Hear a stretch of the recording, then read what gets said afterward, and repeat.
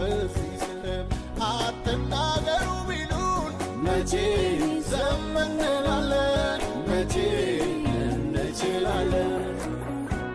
እኛስ የተሰቀለው ክርስቶስ እንሰብከዋለን እንሰብከዋለን እንሰብከዋለን